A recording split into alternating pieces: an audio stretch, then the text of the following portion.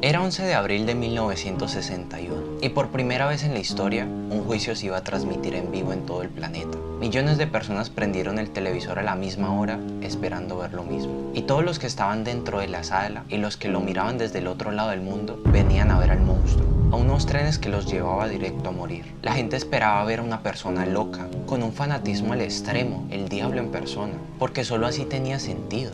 Solo un monstruo podría haber hecho lo que él hizo, y entonces se abrió la puerta. La persona que entró caminando no parecía ningún monstruo. Era un señor de 55 años que estaba calvo, con gafas gruesas y vestido de un traje negro que le quedaba mal. Se sentó y acomodó sus papeles con cuidado. Cuando le leyeron los cargos en su contra, משפט זה דן את אדולף אייכמן למיתה בשל הפשעים כלפי העם היהודי, הפשעים כלפי האנושות ופשע המלחמה בהם הורשע.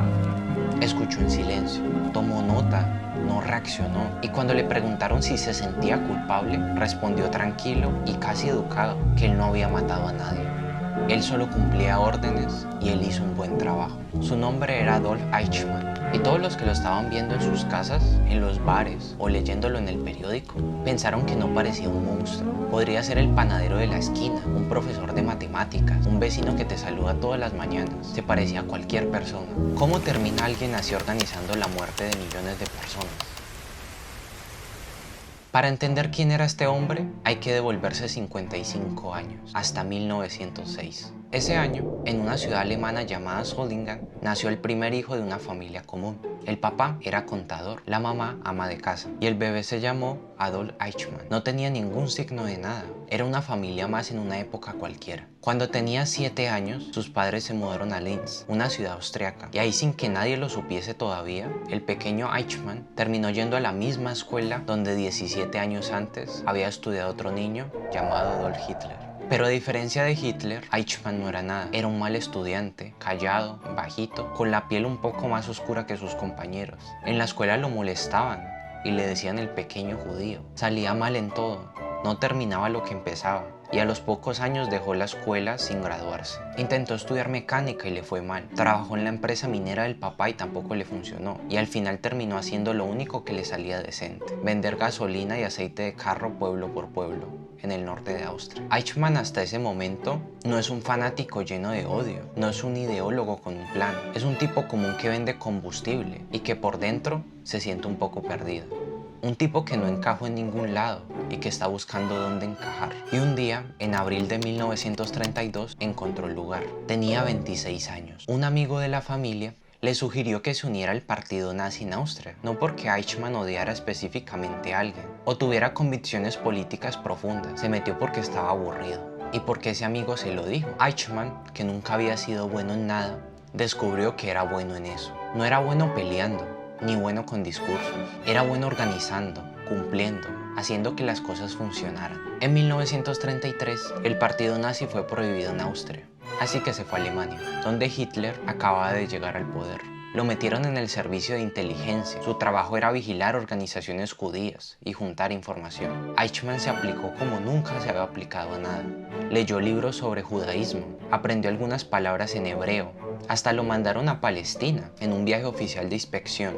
No era que odiara a los judíos en particular, era que estaba haciendo bien su trabajo. Y por primera vez alguien en su vida lo notaba. Un reporte oficial de su jefe, escrito en 1937, lo describía con 3 palabras: confiable, concienzudo y buen compañero. Para 1938, Alemania se anexó a Austria y a Eichmann lo mandaron a Viena con una misión específica: deshacerse de los judíos. Allá montó una oficina que se llamó la Oficina Central de Migración Judía. Su método era simple: los presionaba, les quitaba sus bienes, les firmaba el permiso para salir del país y en menos de un año había forzado a 150.000 personas a irse de Austria, dejando todo atrás. Hitler se enteró y le gustó. En 1939 lo ascendieron y le dieron una oficina central en Berlín.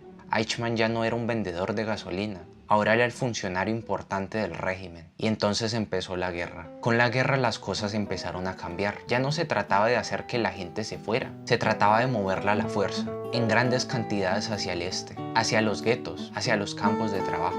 Y nadie podía hacer mejor este trabajo que Eichmann. Porque para mover millones de personas a través de varios países, lo que necesitas no era un soldado ni un fanático. Necesitabas un buen organizador, alguien que entendiera los trenes, los horarios, las listas, el papeleo, y Eichmann era todo eso. En marzo de 1941 lo nombraron director de una sección dentro del Ministerio de Seguridad de Reich.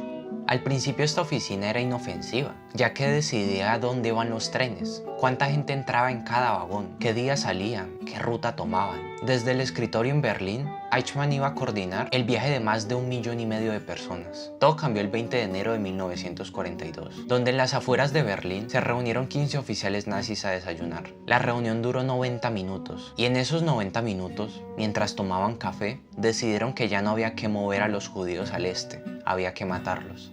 A todos, a los 11 millones que calculaban que vivían en Europa. Eichmann fue el que tomó las notas de la reunión y desde ese día fue consciente que su trabajo cambió. Ya no estaba moviendo gente, estaba mandando gente a morir. Y él lo sabía perfectamente, pero siguió. Y no solo siguió, se volvió más obsesivo. Quería cumplir las cuotas, quería superarlas. Empezó a coordinar trenes desde Francia, Holanda, Bélgica, Italia. Cada tren llegando a un lugar donde los iban a matar. En 1944, durante apenas 2 meses, Eichmann organizó personalmente la deportación de más de 400.000 judíos, 400.000 personas, en 2 meses. Un historiador, años después, lo describió como el director general del genocidio más grande de la historia. Pero Eichmann no se veía así a sí mismo.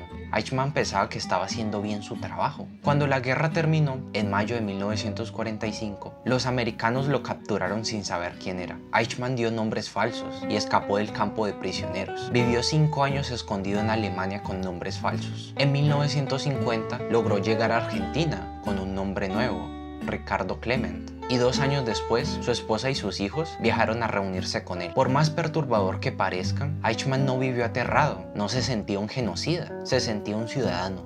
Y empezó a construir una vida normal. Consiguió un trabajo en una fábrica de Mercedes-Benz a las afueras de Buenos Aires. Tomaba el bus todos los días para ir y volver. Tenía una casa en un barrio tranquilo. Saludaba a sus vecinos, cenaba con su familia. Llevaba a sus hijos al colegio. Durante 10 años, el hombre que había mandado a más de 1,5 millones de personas a morir vivió como si fuera tu vecino, tu compañero de trabajo, tu papá, y vivió tranquilo. Hasta que el 11 de mayo de 1960, mientras volvía a su casa después del trabajo, 2 hombres del servicio secreto israelí lo agarraron en plena calle. Lo metieron en un carro y se lo llevaron. Un año más tarde, estaba entrando con la mirada abajo al juzgado y diciendo con toda calma que él solo estaba cumpliendo órdenes. Muchos se preguntan lo mismo, ¿por qué hizo lo que hizo? ¿Y cuántas personas más, en otras épocas o lugares diferentes, terminan haciendo cosas terribles sin ser monstruos? ¿Qué es lo que hace que una persona común termine haciendo atrocidades? Un psicólogo americano llamado Felix Zimbardo se obsesionó tanto con encontrarle una respuesta a esta pregunta que dedicó casi 40 años de su vida a investigarla. Él analizó que al comienzo los nazis eran electricistas, panaderos, contadores, profesores. Si la maldad fuera una cosa que la gente trae adentro, entonces los nazis todos fueran sido psicópatas. Lo mismo con cualquier atrocidad colectiva que mires en la historia. Si la maldad fuera de las personas, no habría tantas, pero hay millones. Y la respuesta que dio incomodó a muchos. A muchas personas les enseñaron que hay manzanas podridas, que algunas personas son malas y otras buenas, que si pasa algo terrible es porque había una persona enferma de la cabeza, una excepción, un monstruo escondido entre la gente normal. Zimbardo dice que esto es mentira. Lo que está podrido no son las manzanas, es la caja donde están metidas las manzanas, el sistema, el ambiente, la situación. Si la manzana está en la nevera, se mantiene sana, pero si está al sol, no importa qué tan buena sea la manzana, se va a terminar pudriendo. Lo que quiere decir él es que Eichmann no era un monstruo escondido, es que probablemente cualquier persona puesta en ese mismo lugar, con las mismas presiones, órdenes, incentivos y el mismo grupo alrededor, hubiera podido hacer lo mismo. No todos, pero muchas más personas de las que nos gustaría admitir. Y él se esforzó en demostrar su idea durante décadas con experimentos como la cárcel de Stanford, observaciones de casos reales, análisis de testimonios de soldados, de funcionarios, de gente común que un día había hecho cosas terribles sin sentirse mala persona.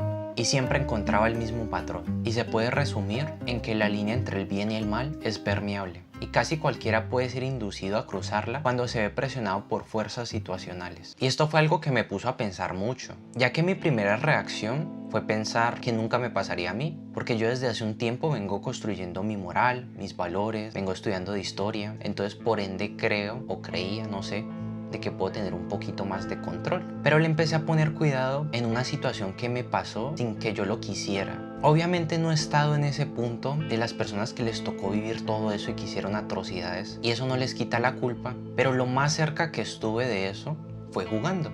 Aunque parezca irónico, me puse a jugar un juego que simula un mundo con inteligencia artificial, pero que ya está muy integrada a nosotros. Entonces a ti te toca controlar lo que hace la IA, que es muy parecido a lo que está pasando ahorita.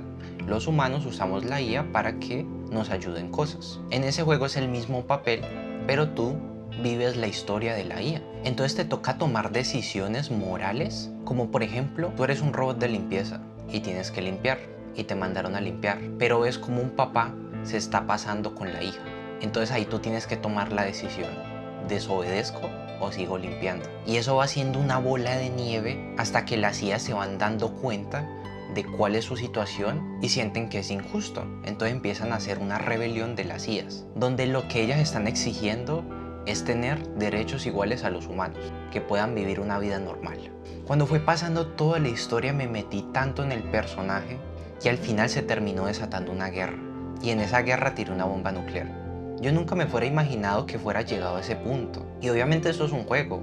También lo hice por entretenimiento y porque me gustó la historia. Pero la diferencia entre lo que vivió Eichmann y lo que yo más o menos pude sentir en el juego no es tan diferente. Yo ahí no me sentía que estaba haciendo algo mal moralmente, y probablemente él tampoco. Yo nomás estaba abogando por unos derechos justos, y acá solo estaban cumpliendo órdenes. Fueron pasando situaciones que llevó a un punto de presión, de cosas que nunca te fueras imaginado, instinto de supervivencia, que al final terminaron en las decisiones que la gente tomó o que yo tomé. Y espero ojalá no tener una situación así, pero eso me pone a cuestionar mucho cómo yo puedo actuar ante una situación así.